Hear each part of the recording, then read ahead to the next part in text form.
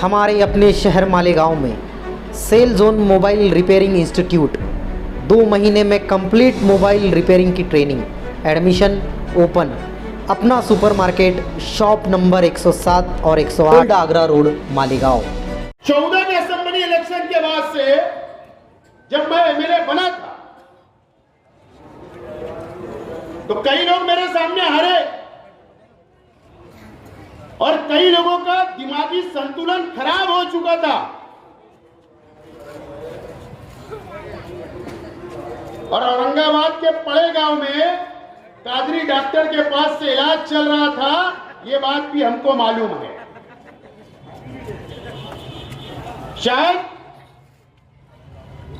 गोली का टक बढ़ाने का डॉक्टर ने बोला होगा, भूत वक्त पे अलग अलग लीडरान आए, अलग अलग साजिश को रचा गया और हम लोगों को बदनाम करने की कोशिश की गई। और 40 साल से शेख रशीद साहब और पार्टी के वर्कर पहले कादरी डॉक्टर की दवा गोली वापस शुरू करो।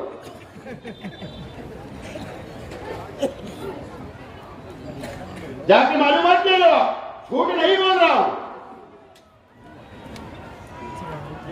लेकिन ये जरूरत क्यों में पेश आई कि हमारे परिवार ने हमारी पार्टी के खिलाफ में जो झूठे इल्जाम हमारे पर लगा गए, कि आज मेरे चाचा खलील दादा मरूम इस दुनिया में नहीं है और यह शहर जानता है कि उनका ईमानदाराना धंधा हमेशा व्यापार का रहा। लेकिन जो मालदा सेवार की 21 एकड़ जमीन का ऑर्डर हाईकोर्ट ने उनके फेवर में कब दिया पता है? 24 जनवरी को दिया, 24 जनवरी को। उनकी जमीन उसी दिन खसक गई। वो ये नहीं बता रहे थे कि दर्द कहां हो रहा है और उसके बाद अलग अलग पाखंड शुरू किए गए।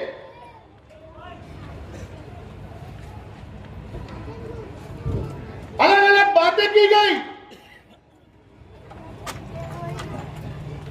और उसके बाद कब्रिस्तान, हीरापुरा कब्रिस्तान की 8.25 एकड़ जमीन, सर्वे नंबर 117, सर्वे नंबर 120 और सर्वे नंबर 121 जो आपके अपने पड़ोस में है, 3 गैर मुस्लिम भाइयों की जमीन है। 7/12 पे उनका नाम है और वो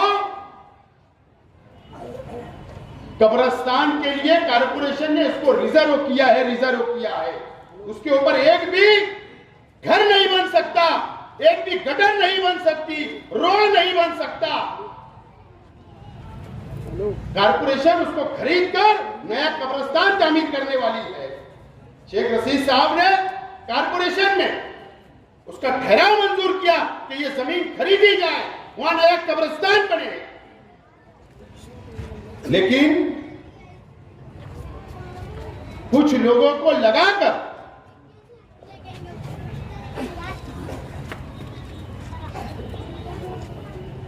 रोड बनाई जा रही है, गटर बनाई जा रही है और गरीबों को फंसाने का काम टुकड़ा बनाकर बॉन्ड के ऊपर बेचने का काम किया जा रहा है। ये बात की खबर हमको लगी, उसमें कम से कम 5-7 करोड़ रुपया यही कबर चोर लोग कमाना चाहते थे और मैंने आवाज उठाई और आवाज उठाने के बाद तेजी से कार्रवाई किया। मैंने मंत्रालय तक गया, कारपोरेशन के पास गया, पुलिस में कंप्लेन दी, कारपोरेशन ने नोटिस निकाली कि कोई जमीन ना खरीदे। वो जो नानावटी की वीडियो जो चलाई जा रही है आज, जो जमीन मालक है उसने मुझको फोन किया कि मैंने कब्रिस्तान की जमीन नहीं बेचा हूं, मेरी और जमीन है, मैंने वो जमीन बेचा हूं, वो भी बॉन्ड के ऊपर दिया हूं, पैसा नहीं मिला, लेकिन दबाव बनाया जा रहा है, क्योंकि लोगों ने पैसा रोक लिया जिन लोगों ने प्लाट खरीदा था। इसके लिए ये कहा गया कि बोले तू वीडियो बनाकर बोले वायरल कर, ताकि हमारा पैसा सीधा हो जाए। मैं आज वो तमाम ही लोगों से, चाहे वो हीरापुरा के रहने वाले हो, गुरुवार वार्ड के रहने वाले हो या रविवार वार्ड के रहने वाले हो, तमाम ही लोगों से मेरी अपील है कि आप वो जमीन को ना खरीदे। अगर आपने पैसा भी दिया होगा तो वापस ले, और अगर कोई पैसा नहीं देता होगा, आपके साथ 420 उन्होंने किया है, तो हमारे दरवाजे खुले हैं, हम आपको पुलिस कंप्लेंट करवाकर आपका पैसा वापस दिलाने का काम करेंगे। और एक अलग भ्रष्टाचार, ये बात मुझे नहीं बोलनी थी, लेकिन जमीन को कब्जा कर लिया गया, लोगों को फंसाया जा रहा था, और शादी के नाम पर वो जमीन को साफ किया गया। कमिश्नर को यह कहा गया कि हमारे वहां वीआईपी मेहमान आने वाले हैं, एमपी आने वाले हैं, मंत्री आने वाले हैं, हमको बजट लगेगा रास्ता और रोड बनाने के लिए। धोखा, कारपोरेशन को भी धोखा दिया गया, और कारपोरेशन से बजट हासिल किया गया, और कारपोरेशन के पैसे से रोड और गटर बनाकर अपना धंधा व्यापार करने के लिए इस्तेमाल किया गया। जब मैंने इंजीनियर को फोन किया, इंजीनियर को बोला कि तेरे को मामला है, मिली मामला है कब्रिस्तान का, मैं खुद जमीयतुल उलमा के सदर मुफ्ती मोहम्मद इस्माइल साहब के पास गया, हमारे साथियों के साथ, मैं खुद सुलेमानी जमीयत के पास गया, मैं खुद ऑल इंडिया सुन्नी जमीयतुल उलमा के पास गया, अहले हदीस जमात के पास गया, कुल जमाती तंजीम के पास गया, तमाम ही दीनी मसलक के अलग अलग मसलक के तंजीमों के पास में गया। बहुत अफसोस के साथ बोलना पड़ रहा है, माफ करना, कि कोई भी दीनी तंजीमों ने एक लेटर भी नहीं दिया, आवाज भी नहीं उठाई। मुफ्ती साहब, मैं आपको एमएलए की हैसियत से नहीं बोल रहा हूं, मैं आपको, आप जमीयतुल उलमा के सदर हो, और तमाम ही दीनी तंजीमों को मैं कहना चाहता हूं, और मुफ्ती साहब, आप चंद वोटों के लिए क्या आपके लोगों का नुकसान होगा? अब सवाल यह पैदा होता है कि मुफ्ती साहब, क्या आपको भी हिस्सा मिलने वाला था? आपकी जिम्मेदारी थी, जमीयतुल उलमा की जिम्मेदारी थी, तमाम दीनी तंजीमों की जिम्मेदारी थी कि एक लेटर कमिश्नर को पहुंचाते, लेकिन आप लोगों ने ऐसी आवाज नहीं उठाई। मैं वापस आपसे अपील करता हूं कि आज भी वक्त है कि कारपोरेशन के पास, कमिश्नर के पास जाकर वहां कब्रिस्तान बनना चाहिए, आपको वहां पर डिमांड करना चाहिए। आज भी मैं आपसे अपील करता हूं, आपको आज में कोई बात मुझे सियासी नहीं कहना है, और अगर आप नहीं करेंगे तो ये शहर आपसे आने वाले दिनों के अंदर यहां के मुसलमान, इनको आपको जवाब देना पड़ेगा कि आपने क्यों लेटर नहीं दिया, क्यों कब्रिस्तान नहीं बचाया, यह आपको जवाब देना पड़ेगा। और अगर आपने नहीं दिया तो अल्लाह का करम है कि राष्ट्रवादी कांग्रेस पार्टी के वर्करों के अंदर, लीडरान के अंदर इतनी ताकत है कि हम हमारे बलबूते पर लड़कर कानूनी तौर पर वो जमीन को हासिल करके एक नया कब्रिस्तान इस शहर में देने की बात करें, इंशाअल्लाह दिला के रहेगी। इंक्वायरी आ गई दो और नया कब्रिस्तान बनाओ, पुलिस को भी उन्होंने लेटर दिया, कमिश्नर को भी लेटर दिया है, तो मैं मेहरबानी करके बोलना चाहता हूं कि वो जमीन आप मत खरीदिए। अगर आपने खरीदा बॉन्ड पे खरीदा, मकान भी बना लिया, तो आपका जीसीबी लगाकर वो मकान को उखाड़ दिया जाएगा, उखाड़ दिया जाएगा। ये कानून बोल रहा हूं, शेख आसिफ नहीं बोल रहा। कुछ लोग माइकी अधिकार लगा के शेख रशीद परिवार के ऊपर कितने केसेस है, पूरी खुली किताब है, शेख रशीद साहब बोलेंगे। बोले हम दिल्ली जाएंगे,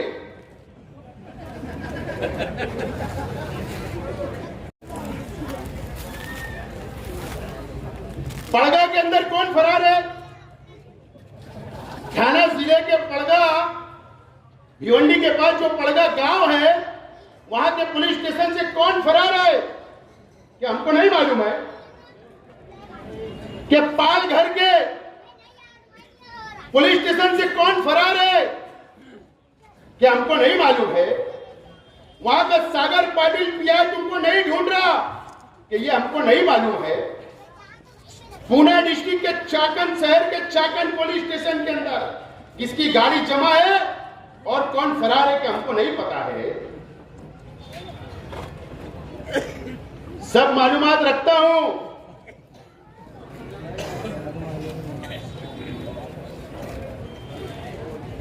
और अगर हमने ठान लिया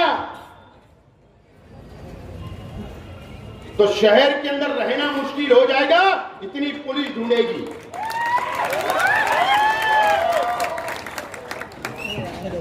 अब वहां चोरी का केस बना है, जानवर चोरी का, क्या और कौन सा केस बना है ये मुझे नहीं पता, लेकिन कंफर्म बोल रहा हूं, मीडिया वाले जाकर आप भी मालूमात ले लो कौन फरार है।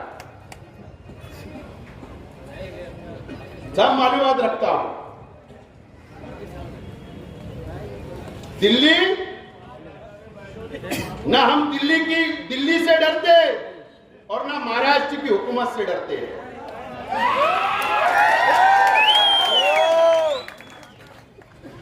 ईमानदार है इसलिए नहीं डरते।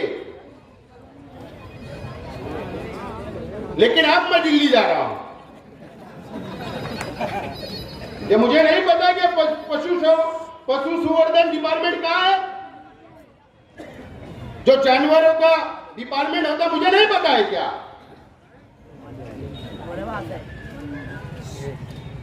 समझ जाओ, इशारे में बोल रहा हूं। अभी जब दिल्ली जाके आऊंगा जब बताऊंगा। बहुत मटेरियल है, बाकी शेख रशीद साहब बोलेंगे, लेकिन मैं शहर की पुलिस डिपार्टमेंट से बोलना चाहता हूं, अपील करना चाहता हूं कि किला हद्दी के अंदर आप सख्त ऑफिसर दो, सख्त ऑफिसर दो। ये हीरापुरा के इलाके के अंदर नदी के किनारे सर्वे नंबर 116 ओपन स्पेस किसने बेचा? नदी पात्र किसने बेचा? इलीगल स्लैटिंग का जमीन के ऊपर कब्जा किसका है? वहां क्यों चलती? कौन से ओपन स्पेस बेच के खाए गए? नदी के अंदर किसका जुआर और सट्टा चलता? अगर पुलिस डिपार्टमेंट ने ध्यान नहीं दिया तो बाहालत मजबूरी हम लोगों को भी सरकार के पास जाकर तमाम ही नोट कराना पड़ेगा, कंप्लेन देना पड़ेगा। गरीबों को फंसाया जो करेगा, ये शहर के अंदर गरीबों को लूटने का काम जो करेगा, हम कभी भी बर्दाश्त नहीं करेंगे।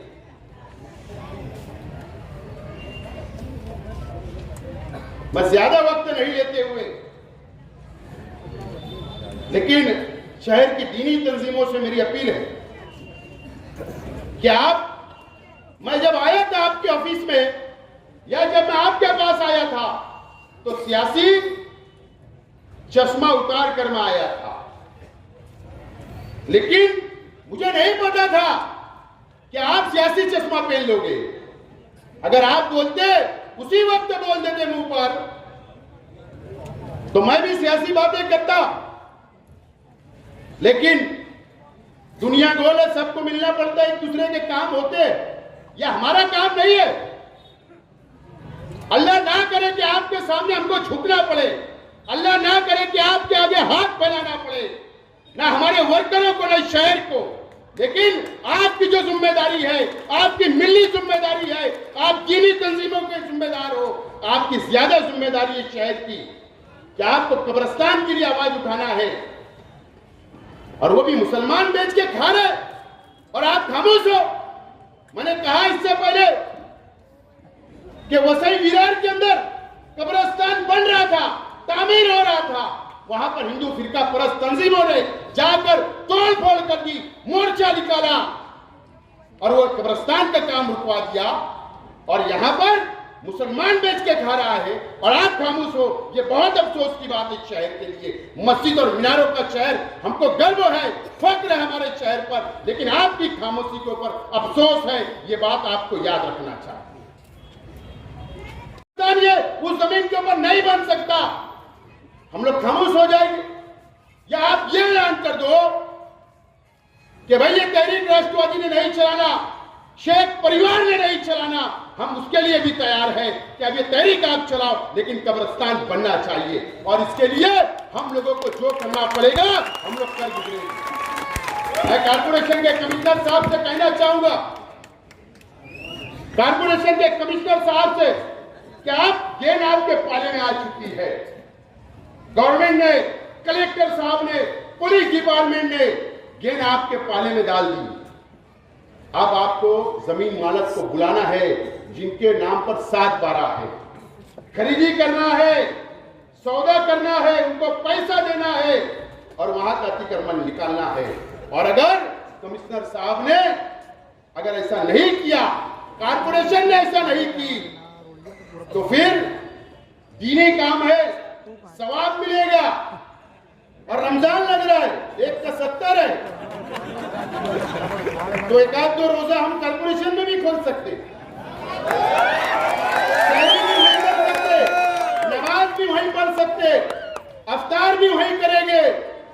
लेकिन इतनी आसानी से आपको भी हम छोड़ेंगे नहीं। ये बात आपको और कमिश्नर को नोट कर लेना चाहिए। मैं ज्यादा वक्त नहीं लेते हुए, बाकी शेख रशीद साहब बात करेंगे। आप लोगों से अपील है कि कब्रिस्तान ना खरीदे, और रमजान मुबारक की मैं एडवांस आपको मुबारकबाद देता हूं। अल्लाह से दुआ करिए।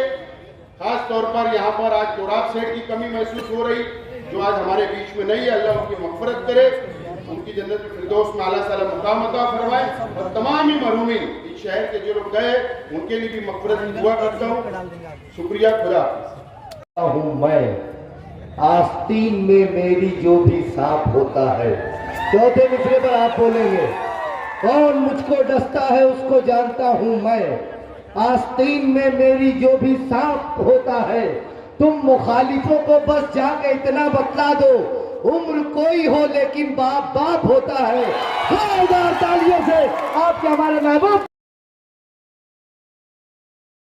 AHC academy Malegaon NEET JEE की बेहतरीन तैयारी IIT टीचरों के साथ एकेडमी की ओर से स्टडी मटेरियल भी। Admission open. अब होगी सपनों की उड़ान पूरी। छत्रपति शिवाजी महाराज के पुतले के सामने महेश नगर